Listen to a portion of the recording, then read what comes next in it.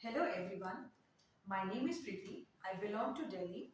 I'm a postgraduate in chemistry. Also, I have cleared joint CSIR NET 2024 exam with an All India rank 139. I have a teaching experience of 8 plus years.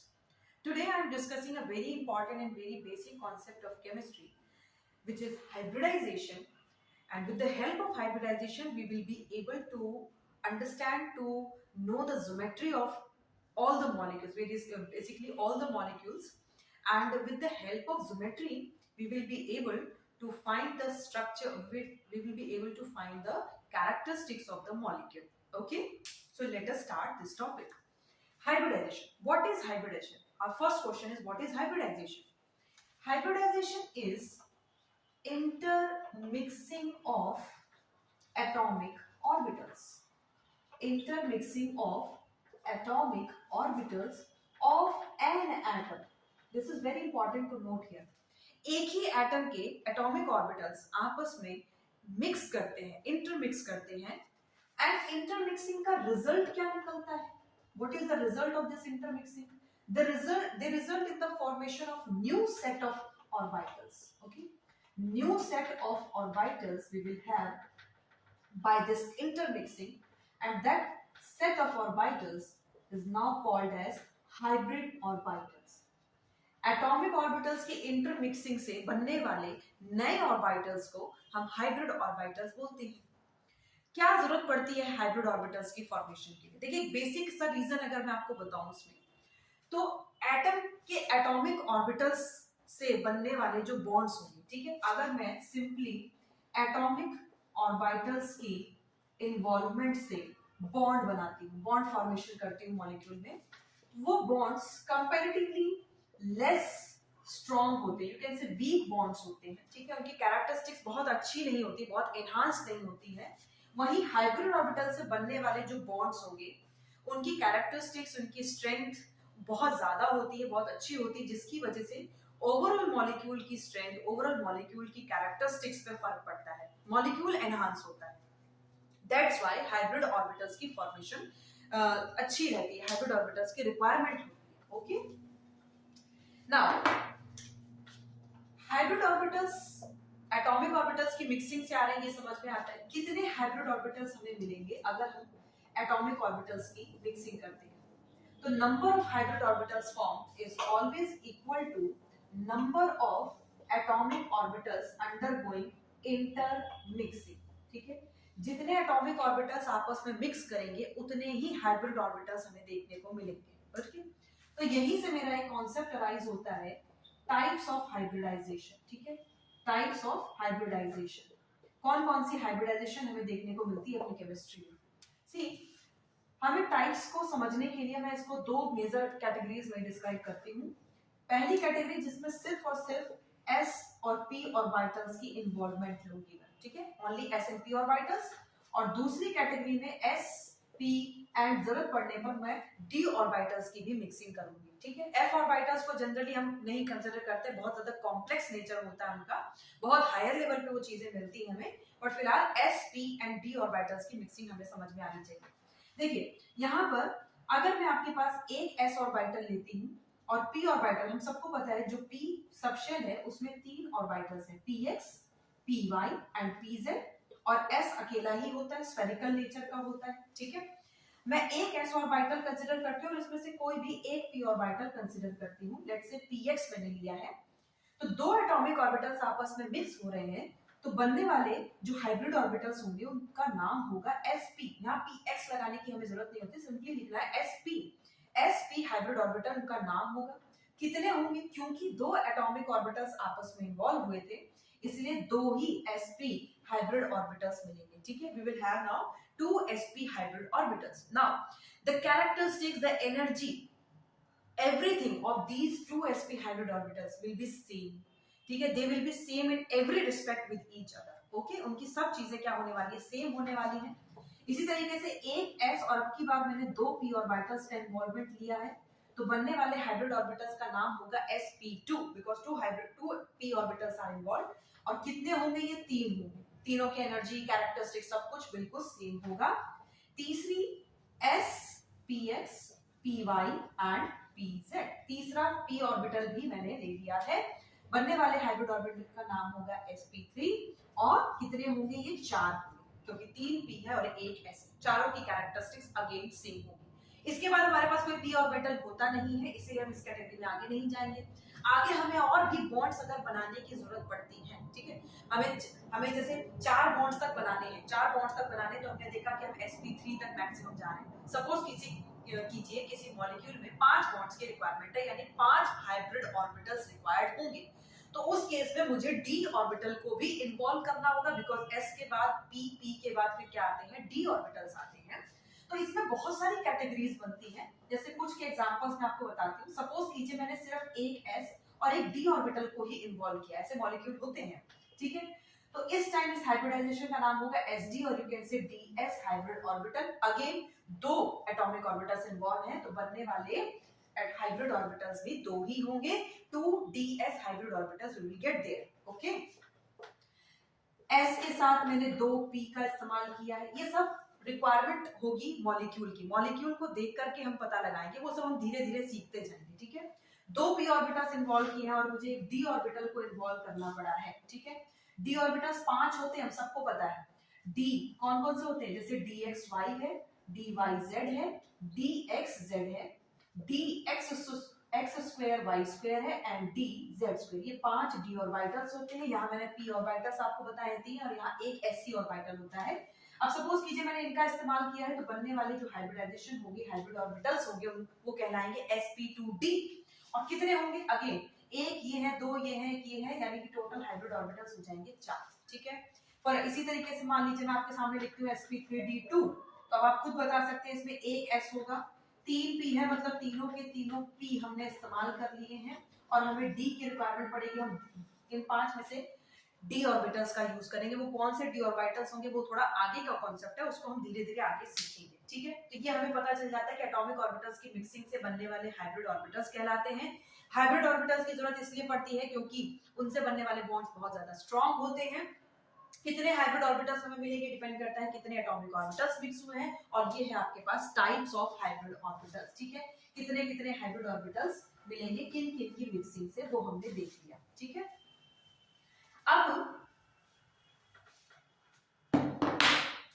मैं आपको कुछ examples सिखाती हूँ, ठीक है।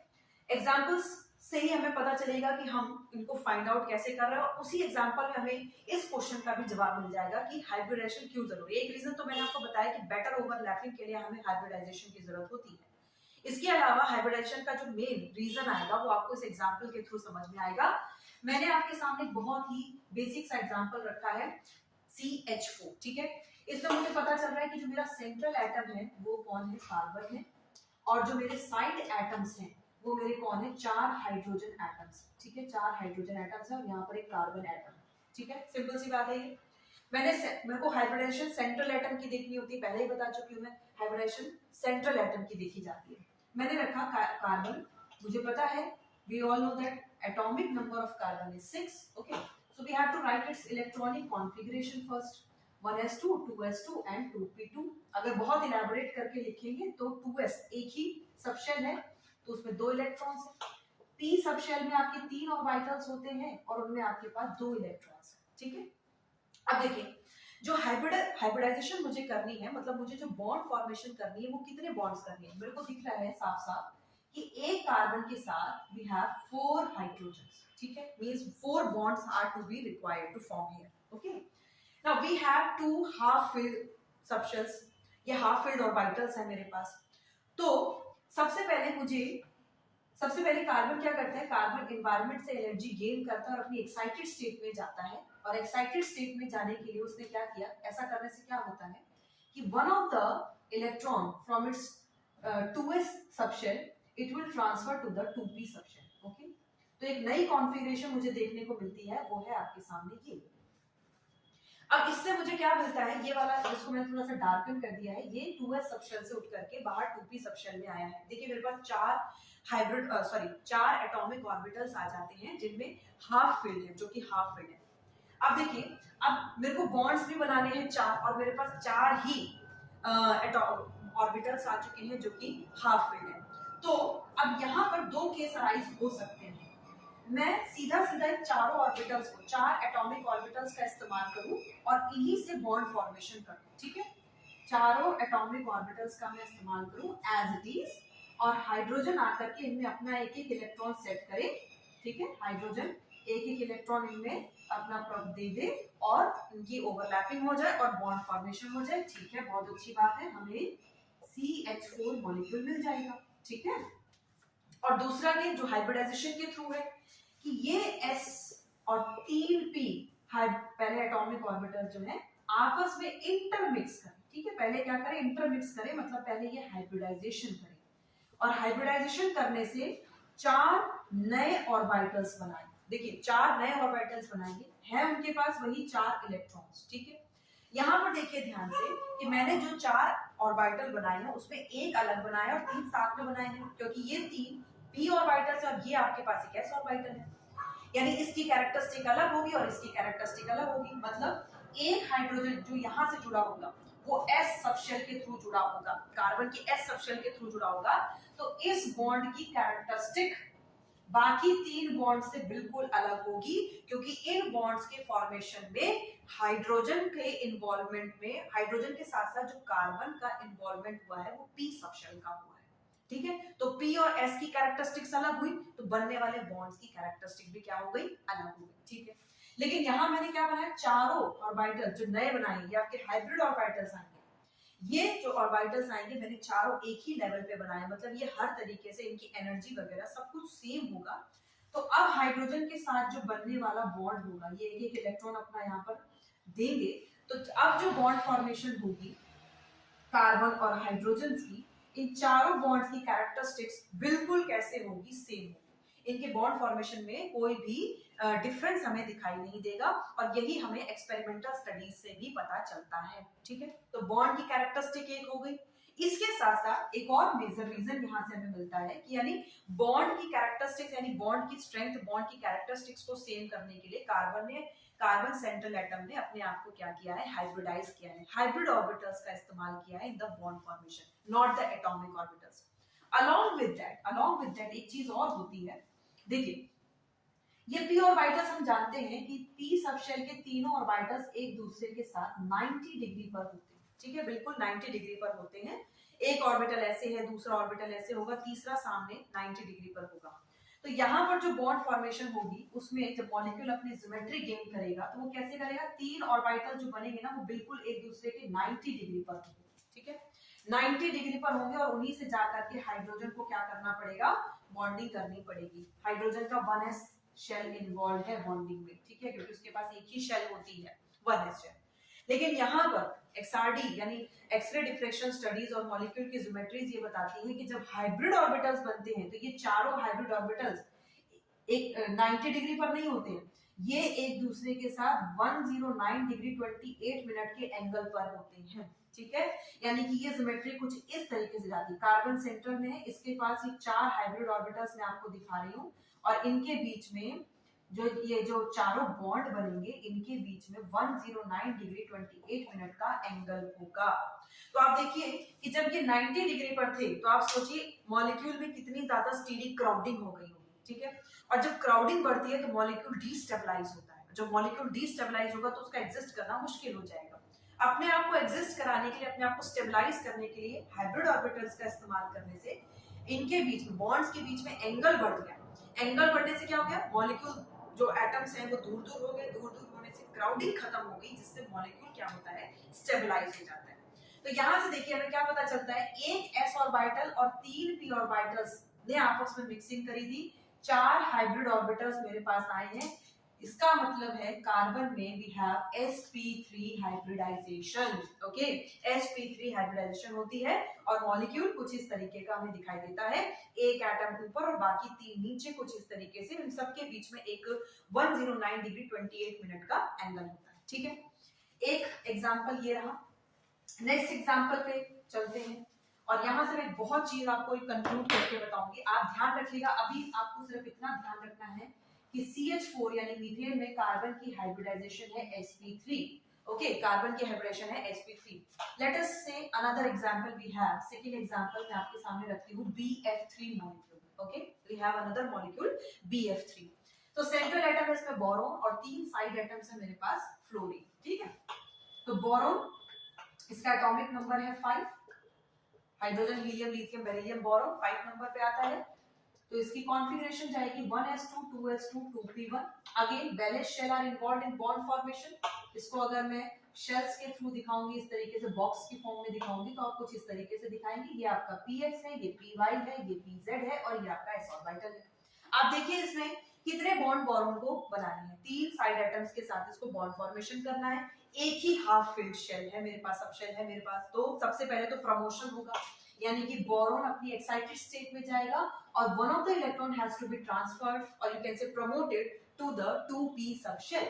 सो जो new configuration आएगी वो s सबशेल में एक इलेक्ट्रॉन और बाकी p सबशेल में आपके पास 2 इलेक्ट्रॉन आ जाते हैं, px py अगर pz है ये, और ये आपका s सबशेल है। देखिए 3 बॉन्ड फॉर्मेशन करनी है और 3 ही हाफ फिल्ड सबशेल आ चुके हैं, ठीक है। यहां से भी अगेन वही 2 केस अराइज होते हैं। फर्स्ट की only these 3 atomic orbitals are involved in bond formation. एक s ऑर्बिटल, 2 p ऑर्बिटल्स बिना हाइब्रिडाइजेशन करे सिर्फ फ्लोरीन के एटम्स के साथ जाकर के बॉन्डिंग करें।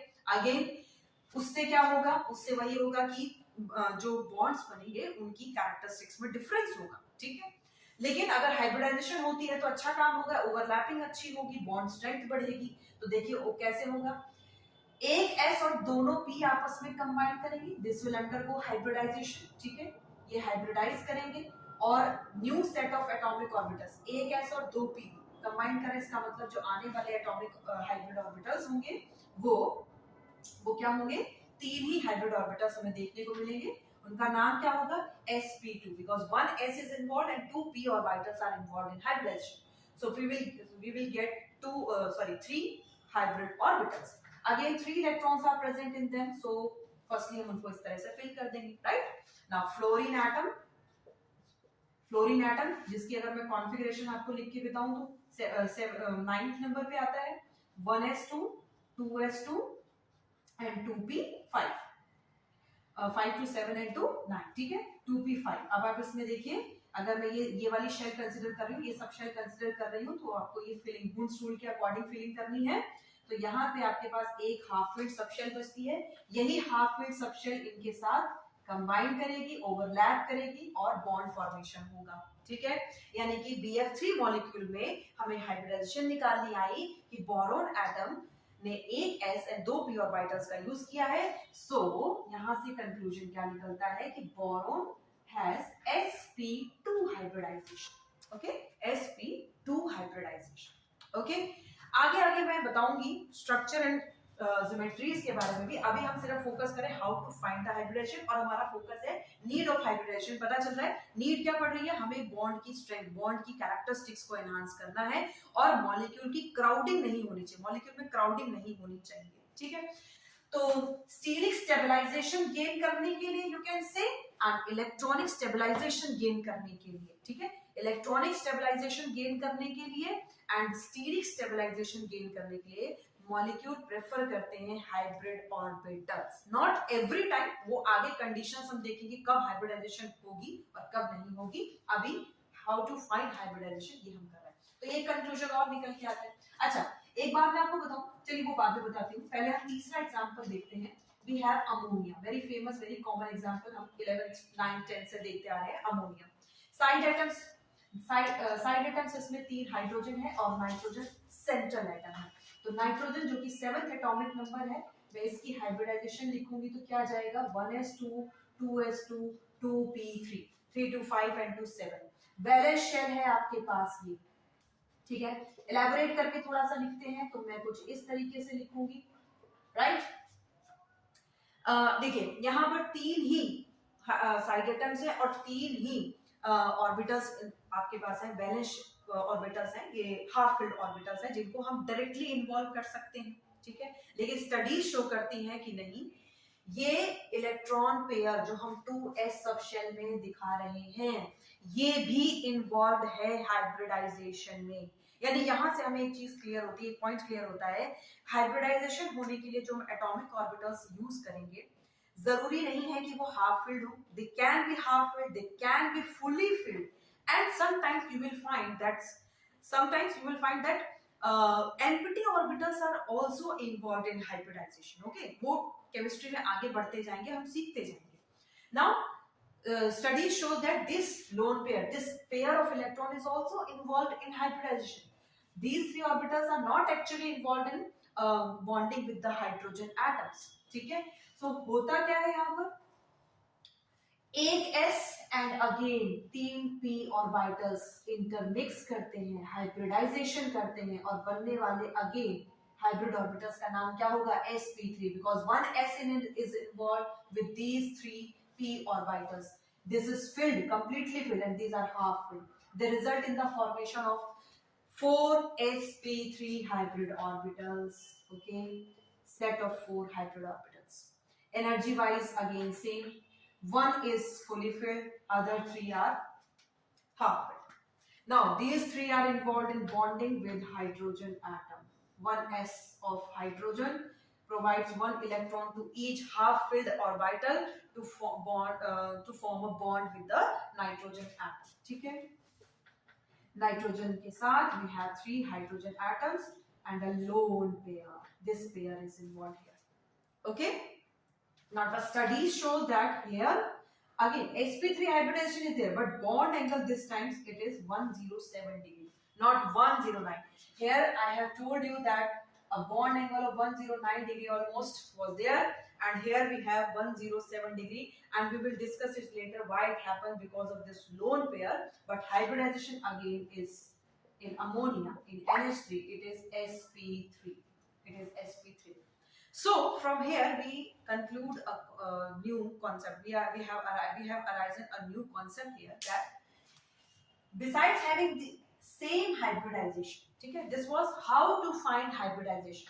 As we do more and more practice, हमें और क्लियर होता जाएगा हाइब्रिडेशन कैसे फाइंड आउट करनी है.